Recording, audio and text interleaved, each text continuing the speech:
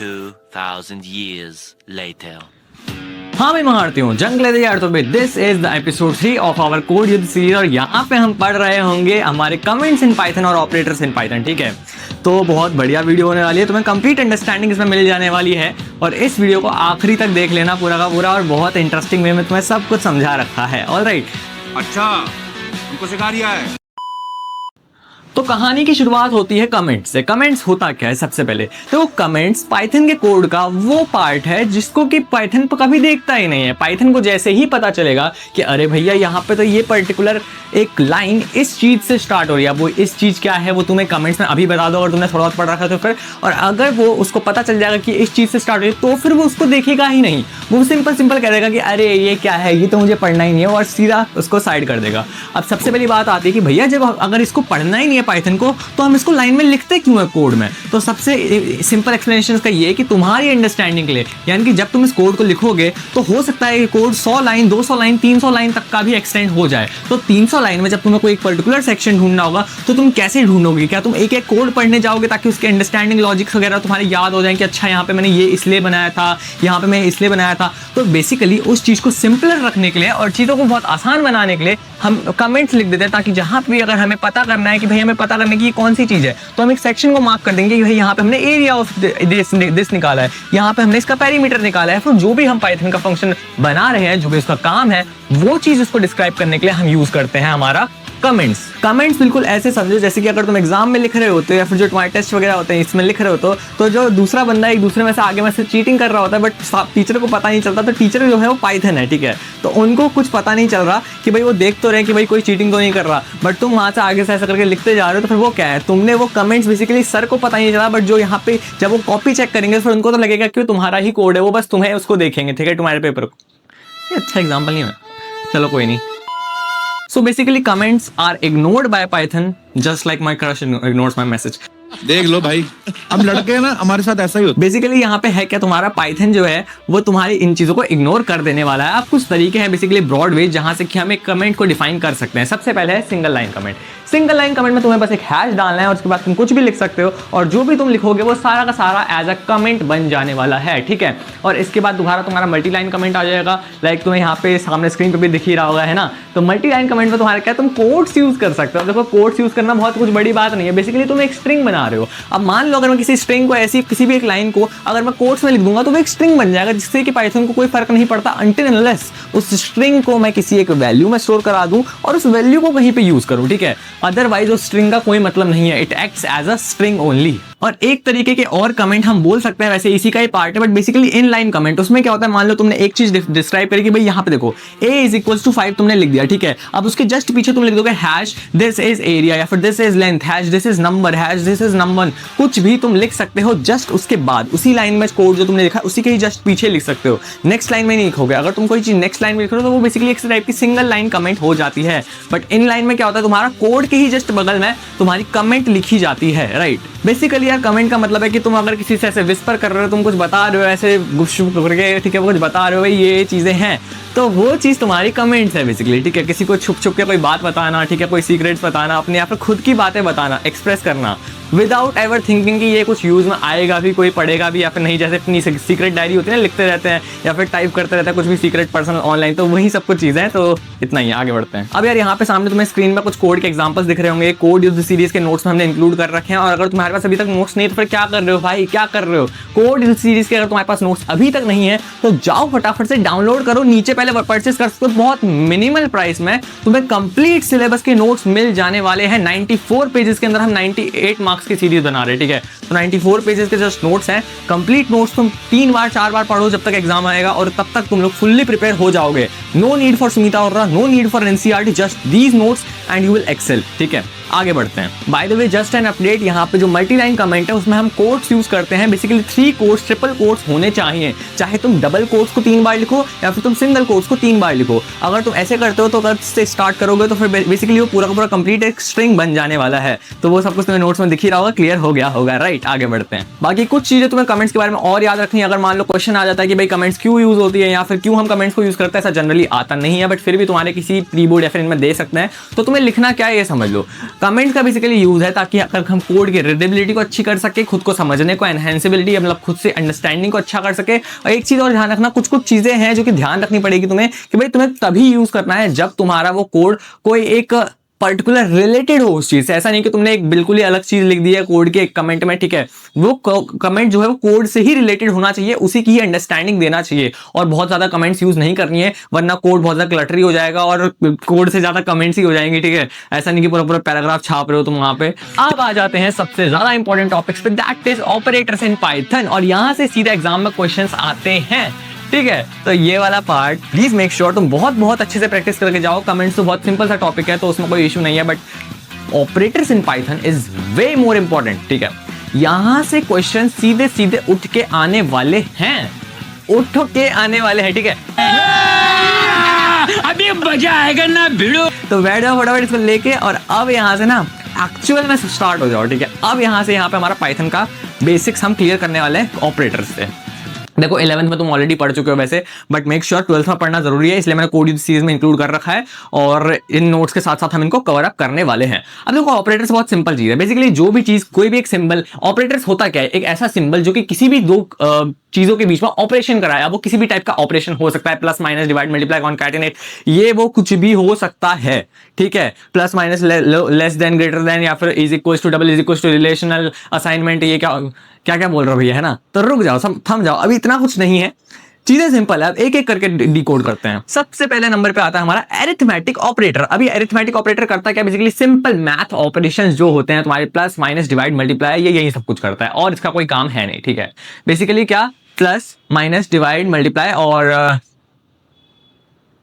Percentage reminder के लिए, right, और भी कुछ होता है क्या, हाँ, ठीक है, फ्लोर डिवीजन, ठीक है। तो ये सब कुछ इसके कुछ कुछ बेसिक ऑपरेशंस हैं, तो तुम इनको याद रख सकते हो किसका क्या काम है, और हम इसको आगे डिटेल में प्रोग्रामिंग के थ्रू कर रहे होंगे। नेक्स्ट इज हमारा रिलेशनल ऑपरेटर। रिलेशनल ऑपरेटर का क्या मतलब है, basically greater than, lower than check करता है, ठीक है। अगर कोई चीज किसी चीज से ग्रेटर देन है तो ये कंडीशन ट्रू फॉल्स में रिटर्न कर देगा। मान लो मैंने लिख दिया 5 इज ग्रेटर देन 3, सही बात है गलत बात है भाई, सही बात है ऑब्वियसली, है ना, 5 इज ऑब्वियसली ग्रेटर देन 3।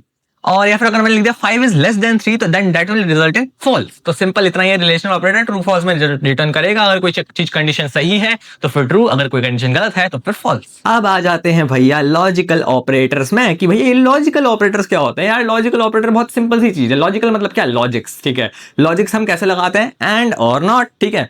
तो बेसिकली लॉजिक गेट्स अगर तुमने पढ़ा है 11th में, वैसे ही टॉपिक था, ठीक है, पढ़ा हो लोगों को पता होगा, बट अगर जिसने नहीं पढ़ा उनको बता देता हूं। बेसिकली लॉजिक्स क्या होते हैं, जब भी तुम कोई सर्किट्स बनाओगे ना, इलेक्ट्रॉनिक सर्किट्स, तो उसमें एंड और नॉट का बहुत फ्रीक्वेंटली यूज हो रहा होगा थ्रू आउट, ठीक है। अब देखो ये तुम्हें एक सिंपल से एग्जांपल से समझाता हूं। मान लो कोई एक, हमारे पास दो कंडीशंस है, ठीक है। हमारे पास मान लो, पता नहीं तुम्हें दिखेगा फिर नहीं दिखेगा, फिर भी ट्राई करता हूं, ठीक है। मान लो हमारे पास की दो कंडीशंस हैं, इसको मैं टोटल बना देता हूं, ठीक है। और ये है हमारा एंड, ठीक है, ये है हमारा और ये है हमारा नॉट, राइट। तो शायद पता नहीं उल्टा दिख रहा हो, फ्लिप करना पड़ेगा, ठीक है। तो ये हमारी कंडीशंस है। अब यहाँ पे तुम्हें क्या करना है, मान लो ये तुम्हारा है ए, ये तुम्हारा है बी, ठीक है। अगर तुम्हारा ए, एक सेकंड, अगर तुम्हारा ए और बी, सॉरी, अगर तुम्हारा ए भी ट्रू है, ए भी ट्रू है और तुम्हारा बी भी ट्रू है, तो अल्टीमेटली ये क्या रिटर्न करेंगे, ट्रू ही रिटर्न करेंगे, ठीक है। यानी कि अगर तुम्हारा ए और बी दोनों कंडीशंस जो हैं वो ट्रू हैं, ठीक है, तो तुम्हारा आंसर ट्रू आएगा in case of and. But अगर मान लो तुम्हारा इसमें ए और बी में से ए जो है वो तो ट्रू है बट बी जो है वो फॉल्स है, ठीक है, या फिर इन दोनों में से कोई भी एक फॉल्स है, तो अल्टीमेटली रिजल्ट फिर से ट्रू आएगा। यानी कि एक सही होना चाहिए बस, और के केस में सिर्फ एक सही होना चाहिए, वो सही हो जाएगा फाइनल रिजल्ट, ठीक है। नॉट के केस में तुम्हारा ए और बी नहीं होता, तुम्हारा अगर ए है तो वो ए को, अगर मान लो ए सही है ऑलरेडी, तो वो फाइनली क्या कर देगा, उसको गलत कर देगा। इसमें बी की रिक्वायरमेंट नहीं है, यहाँ पे सिर्फ एक ही चाहिए होता है, ठीक है। यहाँ पे कोई एक कंडीशन चाहिए, मतलब तुम कुछ भी थ्रो करोगे नॉट को तो वो उसका उल्टा बना देगा, सही है तो उसका गलत कर देगा, गलत है तो उसका सही कर देगा। इसको तुम 0 1 के एग्जाम्पल से भी समझ सकते हो, ठीक है। अगर ए तुम्हारा 1 है, बी तुम्हारा 0 है, अब इस केस में क्या होगा, पहले तो इसको कमेंट करो, ठीक है। ओनली अ ट्रू महारथी विल आंसर दिस करेक्ट, ठीक है। अगर तुम ट्रू महारथी नहीं हो, ठीक है, तो पता चल जाएगा अभी, ठीक है। महारथी लोग ही इसको आंसर कर पाएंगे, क्योंकि यार ये बहुत सिंपल है। वैसे मैंने अभी भी बताया एंड की कंडीशन में तुम्हारे दोनों के दोनों सही होने चाहिए, तो अगर तुम्हारे दोनों के दोनों सही होंगे सिर्फ तभी ये तुम्हारा क्या है, ट्रू रिटर्न करेगा, अदरवाइज ये फॉल्स रिटर्न करेगा। तो फिर यहाँ पे 0 आएगा, क्योंकि इनमें से बी जो है वो 0 है। और नॉट के केस में मैंने तुम्हें बताया ए है, तो फिर अगर ए तुम्हारा ऑलरेडी ट्रू है तो वो उसको फॉल्स कर देगा, बी तुम्हारा ऑलरेडी ट्रू है तो उसको फॉल्स कर देगा, या फिर अगर ए तुम्हारा फॉल्स है तो उसको ट्रू कर देगा, बी तुम्हारा फॉल्स है तो उसको ट्रू कर देगा। तो मतलब जो है यहाँ पे सिंगल सिनेरियोस चलता है, ठीक है, इंडिविजुअली हमें देखते हैं यहाँ पे। तो basically this is logical gate, ठीक है। लॉजिकल का क्या मतलब है, अब मान लो तुम यहाँ पे कंडीशंस यूज कर रहे हो, ठीक है, कि इफ दिस एंड दिस, अगर दोनों कंडीशन ट्रू हुई सिर्फ तभी जाके वो वाला इफ ब्लॉक एग्जीक्यूट होने वाला है, अदरवाइज वो बाहर निकल जाएगा, दूसरी कंडीशंस पे जाएगा, ठीक है, एल्स पे जाएगा, एलिफ पे जाएगा, जो भी है उन पे जाएगा। बट अगर वो कंडीशंस ट्रू हुई तो ही वो अंदर जाएगा, बाकी अगर बंदा बाहर चलेगा, बता दिया मैंने। और आगे तुम्हारा और के केस में तुम्हारे इन दोनों में से कोई भी एक ट्रू होनी चाहिए। अब देखो असाइनमेंट ऑपरेटर भी बहुत सिंपल सा ही होता है, उसमें क्या है बेसिकली, अगर something plus is equal to something, मतलब किसी चीज में कोई चीज असाइन कर देना, ठीक है। वैल्यूज को कैसे असाइन करते हैं, कुछ प्लस करके, +5 +3 करके एक नई वैल्यू में, उसी वैल्यू में कोई नई चीज ऐड करके हम असाइन कर देते हैं, तो that is called assignment operator. तो मतलब कि अगर तुम यहाँ पे लिख रहे हो कि भैया a इज इक्वल टू 5, तो वहां पे इज इक्वल टू क्या है, that is assignment operator, right. अगर तुम लिख रहे हो कि a plus is equal to 5, यानी कि क्या, कि जो नई अपडेटेड वैल्यू है ए की, उसमें आप 5 जोड़ोगे तो वो नई वैल्यू बन जाएगी ए की, समझ रहे हो, यानी कि जो पुरानी वैल्यू है उसमें 5 जोड़ो तो वो एक नई ए की वैल्यू बन जाएगी। तो ये स्टेटमेंट थोड़ा सा देखने में तुम्हें कंफ्यूजिंग लग सकता है, but A plus is equal to 5 का मतलब है A is equal to A plus 5, that simple. अब बात करते हैं आइडेंटिटी ऑपरेटर्स की। तो देखो यहाँ पे ना थोड़ी सी बहुत कंफ्यूजन बहुत बार हो जाती है स्टूडेंट्स को, बट अब तुम्हें नहीं होगी। देखो बेसिकली ये समझो identity is very similar to double is equals to, ठीक है। यानी कि यहाँ पे जैसे हम डबल इज इक्वल्स टू में क्या करते हैं, कंपैरिजन करते हैं ना, कि भाई क्या ये इसके इक्वल है ना। बट यहाँ पे हम क्या करेंगे, यहाँ पे हम इज और इज नॉट का यूज करेंगे, ठीक है। यानी कि इज दिस क्या ये है। अब थोड़ा सा कंफ्यूजन लग सकता है, तो पहले तुम्हें एक सिनेरियो से समझाता हूँ, ठीक है। मान लो कि तुम्हारे पास 2 समोसे हैं, ठीक है, एक प्लेट में यहाँ पे ये समोसा, एक प्लेट में यहाँ पे ये समोसा, ठीक है। समोसे है नहीं, वैसे भूख लगने लग जा रही है, तो फिर कोई बात नहीं, बाद में खा लेंगे, है ना। तो एक प्लेट में यहाँ पे समोसा है, एक प्लेट में यहाँ पे समोसा है, ठीक है। कैसे देखो, भूख लग रही होगी तुम्हें भी, है ना, खा लेना कुछ, और पहले पढ़ लो यहाँ पे, ठीक है। तो दोनों प्लेट में है तो समोसा, तो फिर यानी कि अगर मैं लिखूं कि samosa double is equal to samosa, तो क्या ये ट्रू रिटर्न करेगा? कमेंट करो जरा। तो बेसिकली यहाँ पे क्योंकि दोनों के दोनों हैं तो अल्टीमेटली समोसे ही, तो ये ट्रू रिटर्न करेगा, क्योंकि इसकी जो वैल्यू है वो इसी की वैल्यू के दोनों के इक्वल है। दोनों का नाम भी समोसा है, दोनों दिखने में भी समोसे जैसे, और दोनों का काम भी समोसा है, मतलब बेसिकली दोनों का समोसे ही है ना।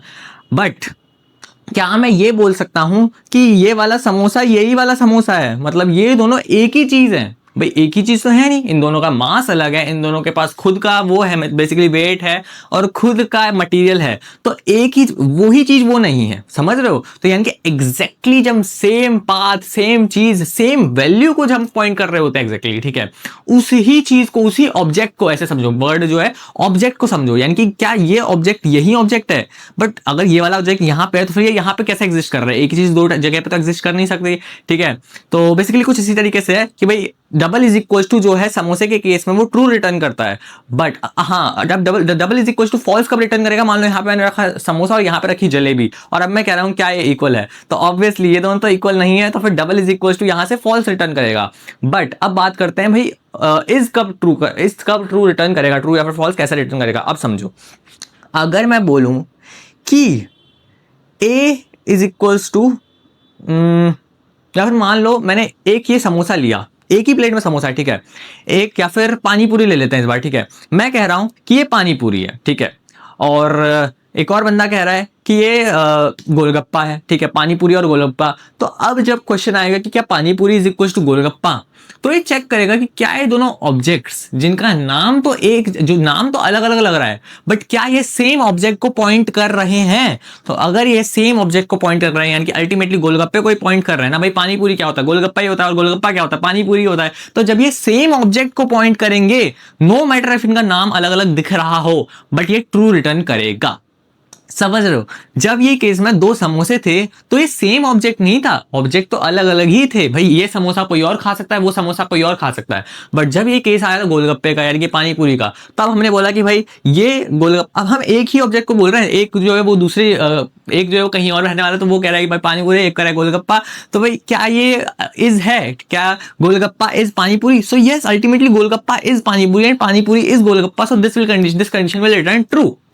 ठीक है। और बट अगर यहीं पे अगर हम दो गोलगप्पे कर दें, है ना, तो उस केस में वो फॉल्स रिटर्न करने वाला है। और यहाँ पे इज भी होता है और इज नॉट भी होता है, तो दोनों कंडीशंस तुम चेक कर सकते हो। अगर हम बोलें कि गोलगप्पा इज नॉट पानी पूरी और गोलगप्पा एक ही है, ठीक है, तो वो क्या रिटर्न करेगा, तुम्हारा फॉल्स रिटर्न करने वाला है, क्योंकि वो इज नॉट पूछ रहा है, ठीक है। बट यहाँ पे तो इज है ना, वो इज में करेक्ट है, तो बेसिकली वो फॉल्स आएगा। अब थोड़ा सा और समझो, इसको कोड के थ्रू समझते हैं। मान लो a इज इक्वल्स टू 100 है, ठीक है, a इज इक्वल्स टू क्या है तुम्हारा 100, फिर मैंने लिखा b is equals to a। समझ लो, पहली लाइन में मैं लिख दिया a इज इक्वल्स टू 100, दूसरी लाइन में मैं लिख दिया b is equals to a, और तीसरी लाइन में मैं लिख रहा हूं क्या मेरा if a is double is equals to b, क्या मेरा a बराबर है b के। अब तुम यहां पे समझो ध्यान से, मैंने क्या किया, पहले मैंने a को 100 दे दिया, है ना, a को मैंने 100 वैल्यू दे दी, फिर मैंने b को क्या वैल्यू दी, b को मैंने डायरेक्टली a की वैल्यू दे दी। समझ रहे हो, तो मतलब कैसे हुआ होगा ये, सोचो ना। यहाँ पे गोलगप्पा रखा हुआ है, ठीक है, गोलगप्पे को पहले किसी ने कहा कि भाई ये गोलगप्पा है, ठीक है, फिर बाद में किसी और ने सोचा कि अच्छा तुम इसको गोलगप्पा कहते हो, मैं तो इसको पानीपुरी बोलूंगा इसी चीज को, ठीक है। तो बेसिकली उन्होंने रेफरेंस किससे लिया, उन्होंने गोलगप्पे से ही रेफरेंस लिया और अपना एक नया नाम बना दिया। सेम वैसी चीज है कि भाई बी में ही क्या करा, ए की वैल्यू डायरेक्टली स्टोर कर ली, डायरेक्टली हमने कोई नया ऑब्जेक्ट नहीं बनाया। तो बेसिकली कौन पानीपुरी बोलता है और कौन गोलगप्पा बोलता है, कमेंट्स में बताना, और हैशटैग हम तो गोलगप्पा बोलते हैं, बाकी तुम्हारी सबके अपने अपने हो सकते हैं। नेक्स्ट इज तुम्हारा मेंबरशिप। मेंबरशिप से याद आया, सब्सक्राइब नहीं किया ना अभी तक, बहुतों ने नहीं किया है, कर लो, चलो ठीक है, सब्सक्राइब कर लो, क्योंकि हम एग्जाम टाइम तक बहुत तगड़ी तरीके से प्रिपेयर करने वाले हैं, साथ में क्लास 12 कंप्यूटर साइंस। बाकी अपने दोस्तों के साथ शेयर करो थोड़ा बहुत, मेंबरशिप उनको भी दिलवाओ। मेंबरशिप पे आ जाते हैं, ठीक है। मेंबरशिप का बेसिकली मतलब है, मान लो सब्सक्रिप्शन, ठीक है। अब तुम यहाँ पे अपने तुम्हारे यूट्यूब पे एक सब्सक्रिप्शंस का ऑप्शन आता है, ठीक है, वहां पे तुम अपने सारे सब्सक्रिप्शंस देख सकते हो कि भाई किस किस के तुमने सब्सक्रिप्शन ले रखे हैं। तो अगर वहां पे मैं क्वेरी डालूं कि भाई if Nitin Paliwal in your YouTube subscriptions, ठीक है, यूट्यूब सब्सक्रिप्शंस की जो लिस्ट है उसमें अगर नितिन पालीवाल है, अगर ये कंडीशन ट्रू होती है तो वो बोलेगा यस यू आर अ महारथी। बट अगर ये कंडीशन फॉल्स होती है तो no you are not a महारथी right now, no no no no no, ठीक है। तो तुम्हें महारथी बनने के लिए सब्सक्राइब करना पड़ेगा गाइस, और लाइक तो करो यार, इस वीडियो में इतनी एफर्ट्स डाल रहे हैं तो फिर लाइक नहीं करोगे तो कैसे होगा, ठीक है। वीडियो तभी जाके यूट्यूब रेकमेंड करेगा और ज्यादा। Please make sure to like this video, तुम्हारे लिए और तगड़ा तगड़ा क्वालिटी कंटेंट आते रहेगा, right, and this is my promise, your भैया का प्रॉमिस, ठीक है।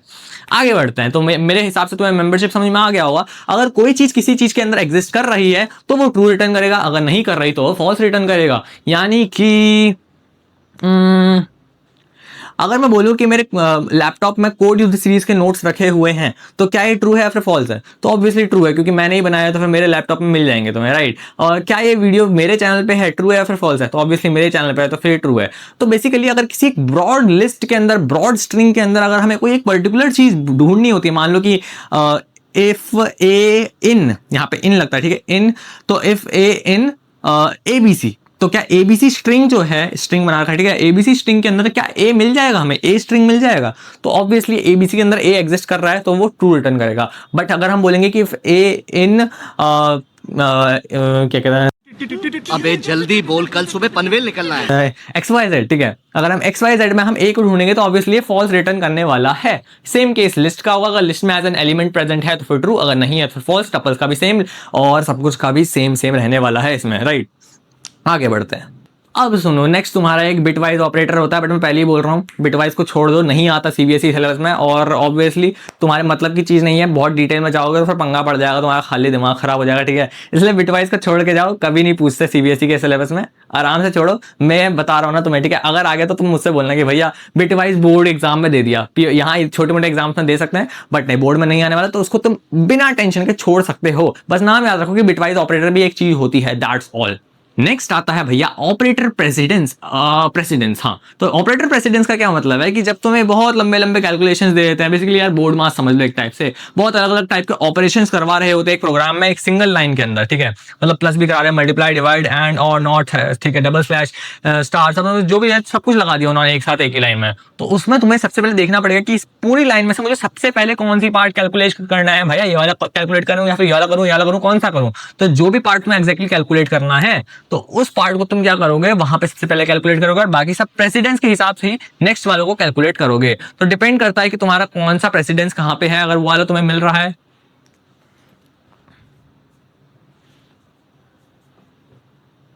जाओ यार, मैं ऑडियंस की तरह बैठ गए हो, जाओ मेरे को बनाने दो वीडियो। कैलकुलेशन जहां पे हमें लंबी चौड़ी होगी वहां पे हमें एक रूल होता है कि भाई ये वाला पहले करना है, ये वाला बाद में करना है, ये वाला बाद में करना है, ये वाला उसके बाद में करना है। तो फिर ये सारे के सारे रूल्स जो होते हैं तुम्हें पता होने चाहिए कौन सा पहले करोगे कौन सा बाद में करोगे, तभी जाके तुम इसकी ऑपरेशन ओवरऑल कर पाओगे। ठीक है, और सिंपल है, कुछ भी नहीं है। सामने तुम्हारे यहाँ पे एक ट्रायंगुलर फॉर्म में नोट्स में तुम्हें दे रखा होगा ऑब्वियसली। ठीक है, तो वो तुम देख लेना कि सबसे पहले कौन सा आ रहा है, सबसे बाद में कौन सा आ रहा है, और उसी हिसाब से तुम कैलकुलेशन बहुत सिंपली कर सकते हो। और इस टाइम के बहुत सारे क्वेश्चन हम प्रैक्टिस कर रहे होंगे अपने बोर्ड एग्जाम के टाइम पर, और बीच में प्रैक्टिस सेशंस मैं भी कर रहे होंगे।